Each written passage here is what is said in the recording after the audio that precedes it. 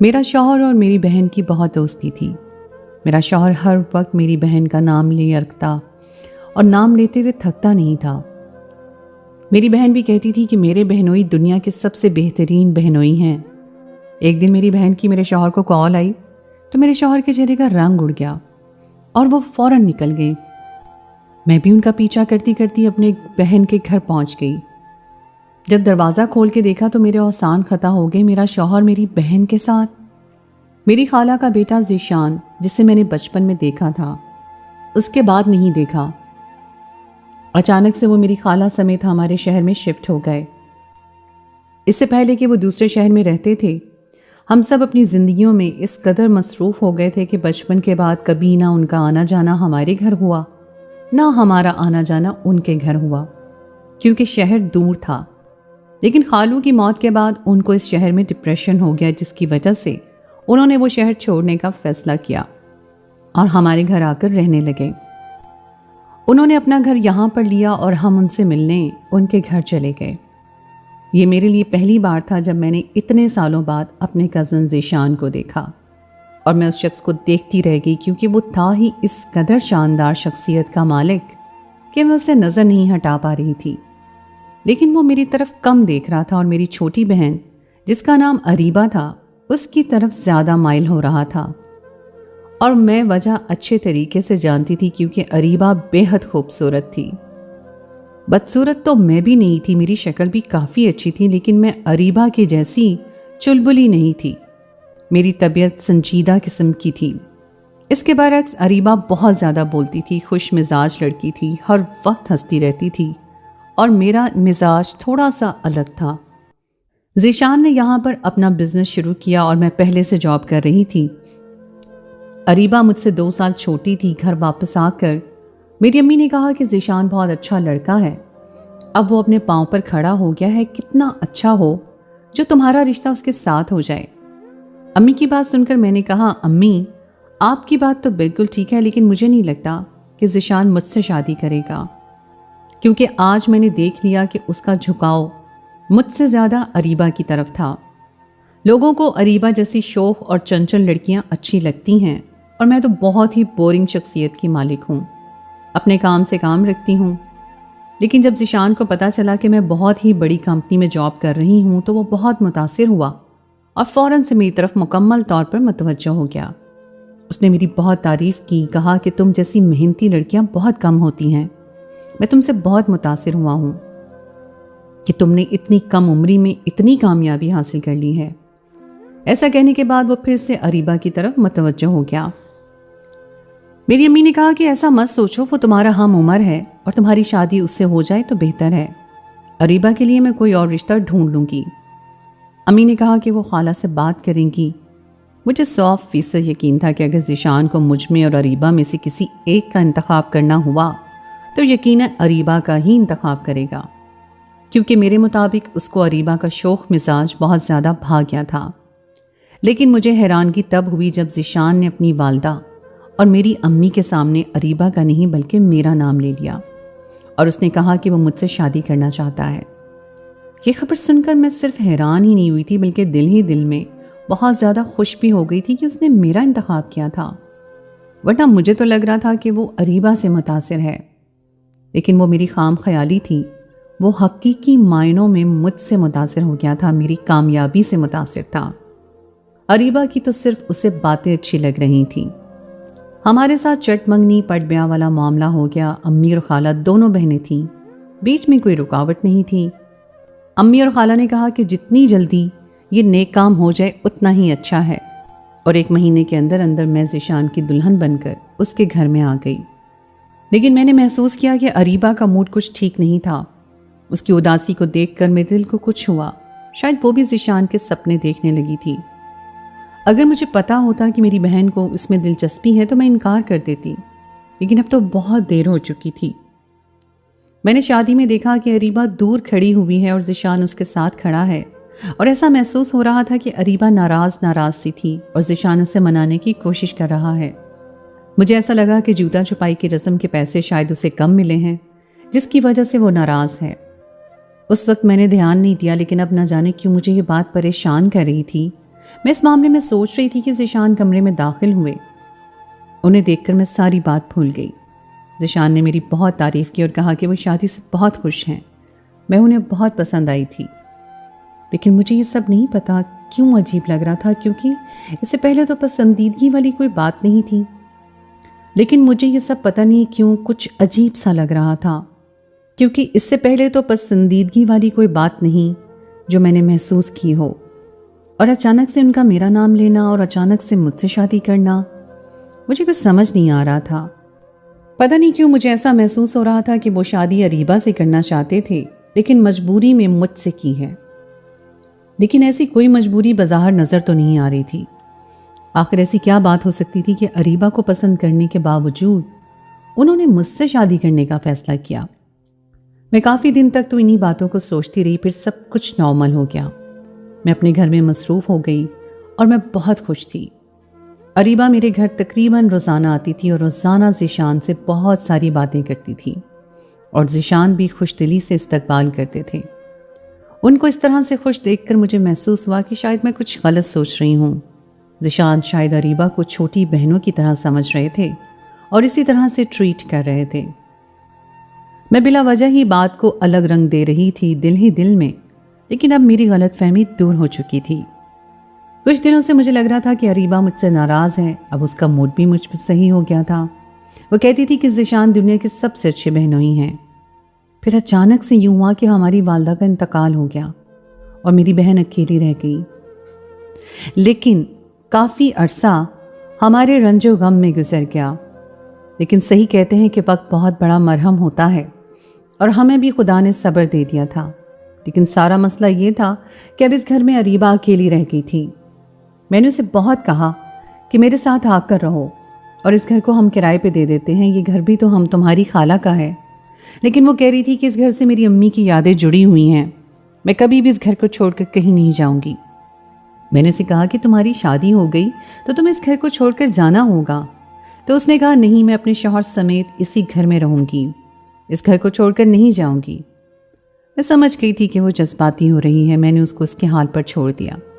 لیکن مجھے فکر بہت ہوتی تھی، کیونکہ اکیلی لڑکی کا اس معاشرے میں رہنا بہت برا سمجھا جاتا تھا، اور مجھے تو راتوں کو نیند بھی نہیں آتی تھی یہ سوچ کر کہ ایک گھر میں میری بہن اکیلی رہتی ہے۔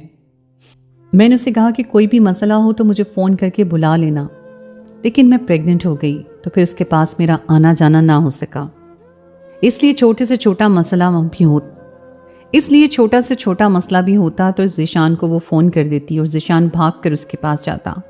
اگر بجلی کا بل دینا ہوتا تب بھی وہ ذیشان کو فون کرتی تھی، اور اس طرح کے بہت سارے کام جو چھوٹے چھوٹے تھے، جو عورتوں کے کرنے والی نہیں تھے، اس کے لیے بھی میرے شوہر کو ہی وہ مدد کے لیے بلاتی تھی۔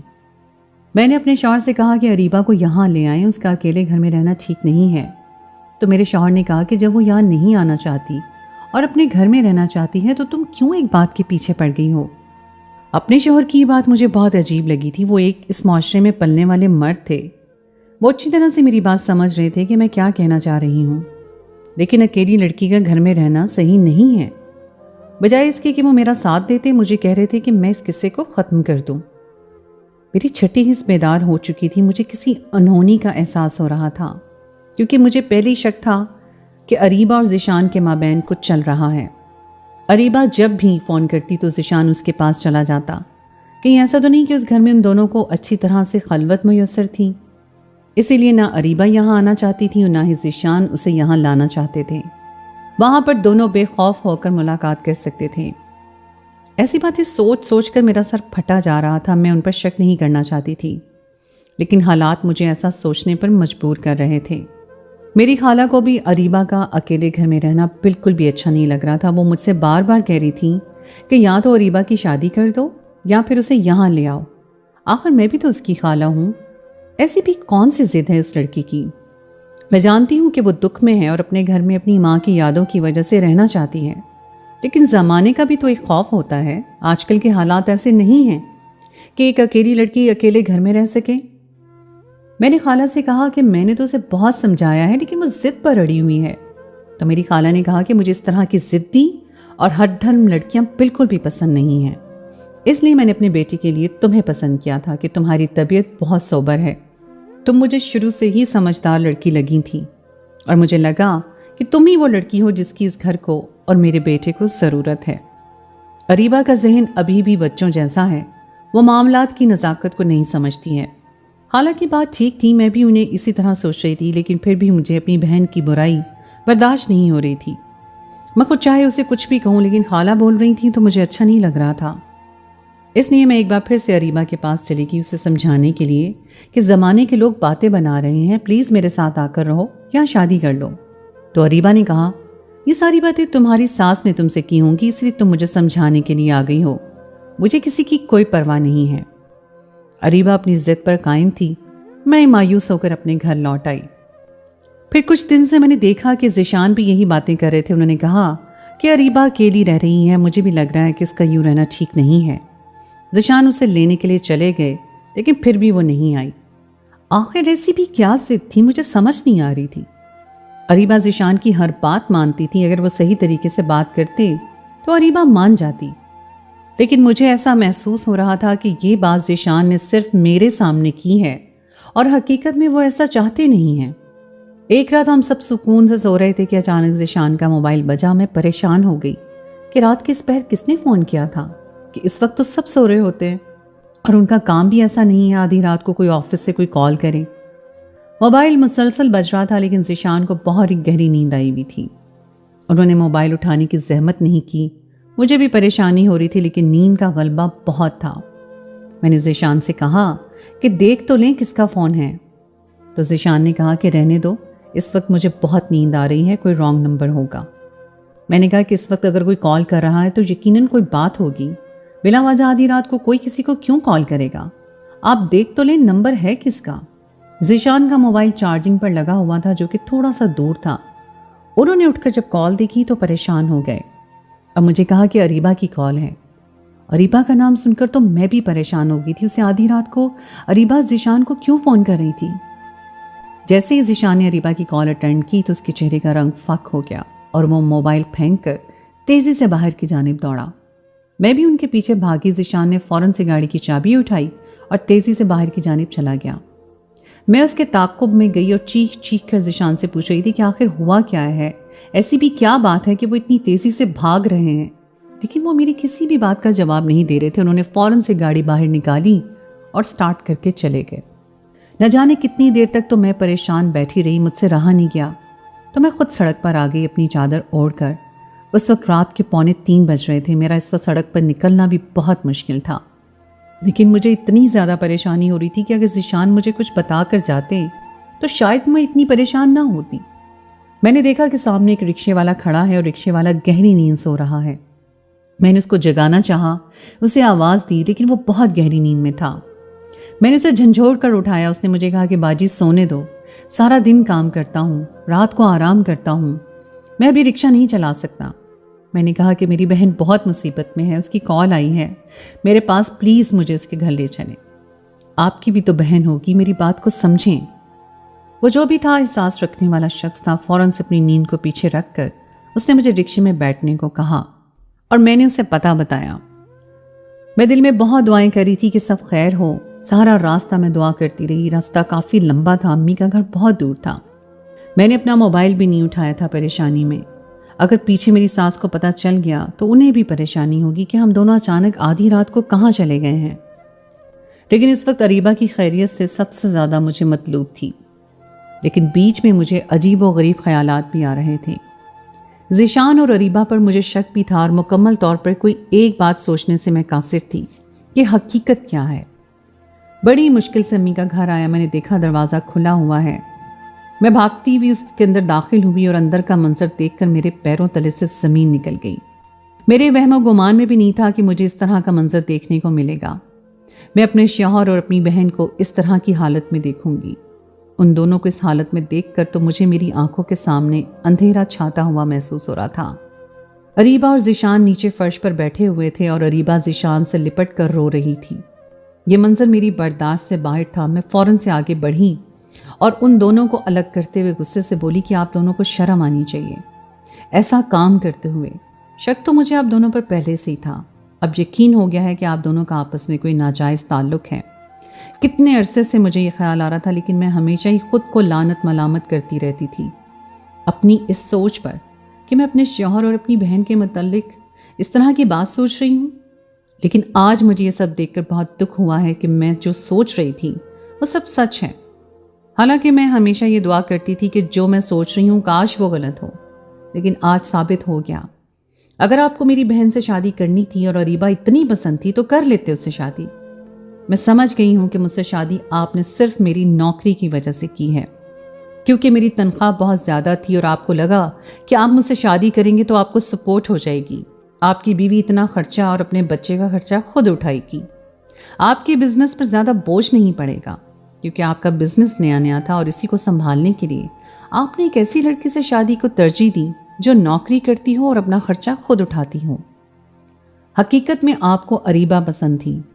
फिर आपने सोचा कि एक तीर से दो शिकार करता हूँ, बड़ी बहन से माली फ़ायदा उठाता हूँ और छोटी बहन से मोहब्बत लेता हूँ। मैं चीखते हुए बहुत ज़ोर से बहुत गुस्से में बोल रही थी कि अचानक मेरी नज़र उनके बाएं कांधे पर पड़ी जहाँ से खून रिस रहा था। ज़ीशान को उस हालत में देखकर तो मैं परेशान हो गई। मैं आगे बढ़ी और मैंने ज़ीशान से कहा कि ये क्या हो गया है, तो उन्होंने मुझे अपने करीब आने से रोक दिया। शायद उन्हें मेरे अल्फाजों से बहुत तकलीफ़ पहुंची थी। अरीबा ने मुझे कहा कि आप भी, आपकी सोच पर मुझे अफसोस है। आपने मुझ पर तो शक किया, लेकिन आपने इतने अच्छे शौहर पर भी शक किया। पहले समझ लेना चाहिए था कि मैंने आधी रात को अगर उनको यहाँ बुलाया है तो उसकी क्या वजह है। मेरे घर में डाकू घुस आए थे जो कि मेरी इज्जत को तार तार करना चाहते थे। उन्होंने मुझे कमरे में बंद कर दिया और इससे पहले कि वो मुझे नुकसान पहुंचाते, मैंने साइड टेबल से अपना मोबाइल उठाया और फ़ौरन से ज़ीशान भाई को कॉल की और उनसे सिर्फ इतना कहा कि मैं मुसीबत में हूँ। मैंने उन्हें पूरी बात नहीं बताई और डाकू ने मेरे हाथ से मोबाइल छीन लिया। उन्होंने मुझे मारना शुरू कर दिया कि मैंने कॉल क्यों की, यहीं पर मेरी इज्जत लूटना चाहते थे। लेकिन जब मैंने ज़ीशान भाई को कॉल की तो वो मुझे अपने साथ ले जाने के लिए घसीट रहे थे। कुछ देर मज़ाहमत में गुजर कर और ज़ीशान भाई शुक्र है कि वक्त पर पहुंच गए। ज़ीशान भाई अपने साथ असलहा लेकर आए थे। डाकू के पास भी असलहा था और इसी हाथापाई में ज़ीशान भाई को गोली लग गई और डाकू गोली की आवाज़ से खौफजदा हो गए कि कहीं पुलिस ना आ जाए, और वो लोग खुद भाग गए। क्योंकि गोली की आवाज़ बहुत ज़्यादा थी, उन लोगों को पुलिस का खौफ हुआ तो वो खुद ही भाग गए। आज ज़ीशान भाई ने वक्त पर आकर मुझ पर जितना बड़ा एहसान किया है, मैं सारी ज़िंदगी उनका एहसान नहीं चुका सकती। अब मुझे अपनी ज़िद पर अफसोस हो रहा है कि आप सब ने मुझे कितना कहा था कि ज़माना ख़राब है, एक अकेली लड़की का अकेले घर में रहना मुनासिब नहीं है। लेकिन मैं अपनी ज़िद पर अड़ी रही। मुझे किसी का खौफ नहीं था, लेकिन आज मुझे एहसास हो गया है कि आप सब लोग जो कहते थे बिल्कुल ठीक कहते थे। एक अकेली लड़की का रहना सही नहीं है। आज ये बात साबित हो गई है। मैं सोच रही थी कि मोहल्ले के लोग हमारी जान पहचान के हैं। बरसों से हमें जानते हैं, कोई भी हमें नुकसान नहीं पहुंचाएगा। लेकिन मुझे समझ में आ गया है कि अकेली जवान लड़की को देखकर किसी की भी नीयत ख़राब हो सकती है। वो लोग पता नहीं कौन थे, उन्होंने नकाब पहना हुआ था, 4 आदमी थे, लेकिन यकीनन उन्हें इस बात का इल्म था कि मैं इस घर में अकेली रहती हूँ, इसीलिए वो लोग आए थे। मैंने ज़ीशान से कहा कि आए हॉस्पिटल चलते हैं, तो उन्होंने कहा कि तुम तो मुझसे बात ना करो, जो कुछ अभी कुछ देर पहले तुमने बोला है उससे मुझे बहुत तकलीफ़ हुई है। ज़ीशान और अरीबा ये बात कहकर दोनों हॉस्पिटल चले गए। ज़ीशान 2-3 दिन तक हॉस्पिटल में रहे और पुलिस किसी तरह उन डाकुओं तक भी पहुंच गई और उन्हें अपनी हिरासत में ले लिया। अरीबा हमारे घर में आकर रहने लगी। ज़ीशान भी ठीक होकर घर आ गए, लेकिन वो मुझसे बात नहीं कर रहे थे। मेरा तो शर्मिंदगी से ऐसा हाल था कि दिल कर रहा था ज़मीन फट जाए और मैं आसमान के अंदर समा जाऊं। मैंने बार बार ज़ीशान से माफ़ी मांगी, लेकिन वो मुझे माफ़ करने को तैयार ही नहीं थे। मैंने उनसे कहा कि मैं भी क्या करती, मेरा शक फितरी था, मैं भी इंसान हूँ, एक बीवी हूँ, मेरे दिल में शक आ गया था। और अरीबा आपकी बहन जैसी है, आपकी बहन तो नहीं है ना? हमारे मज़हब में बहनोई और साली का इस तरह से बेतकल्लुफ़ होना पसंद नहीं किया जाता है। आप अच्छे तरीके से जानते हैं कि हमारे मज़हब में कुछ हदूद और क़ुयूद मुकर्रर किए गए हैं हर रिश्ते के लिए, और जब हम उन हदूद को पार कर जाते हैं तो फिर अच्छे खासे ताल्लुकात ख़राब हो जाते हैं। अगर आप अपनी हदूद का ख्याल रखते और अरीबा भी ख्याल रखती और इस कदर आपस में बेतकल्लुफ़ ना होते तो कभी भी मेरे दिल में शक ना आता। इसलिए तो हमारा मज़हब हमें ज़िंदगी गुजारने के तरीके सिखाता है, ताकि हम सही तरीके से ज़िंदगी गुजारें और कोई मसला ना हो। अगर गलती मेरी है तो गलती आपकी भी है, میں نے ایسی بات کہہ دی کہ ذیشان سوچ میں پڑ گئے اور پھر کچھ عرصے کے بعد انہوں نے مجھے معاف کر دیا اور سب ٹھیک ہو گیا۔ ہم نے اچھا سا لڑکا دیکھ کر اریبہ کی شادی کر دی اور آج میں خدا کا شکر ادا کرتی ہوں کہ اس نے میری بہن کی عزت بچا لی۔ اور میں تمام لڑکیوں کو پیغام دیتی ہوں کہ اکیلے رہنے سے اجتناب کریں، اور بہنوئی ہو یا دیور ہو، کوئی بھی ہو، اپنے حدود اور قیود کا خیال رکھیں۔ تو دوستو، یہ تھی میری آج کی کہانی۔ امید ہے آپ کو آج کی کہانی پسند آئی ہوگی۔ کہانی اچھی لگے تو اسے لائک ضرور کیجیے، اپنے دوستوں کے ساتھ شیئر کیجیے، اور اگر آپ نے ابھی تک میرے چینل کو سبسکرائب نہیں کیا تو اس کو فوراً کر لیجیے۔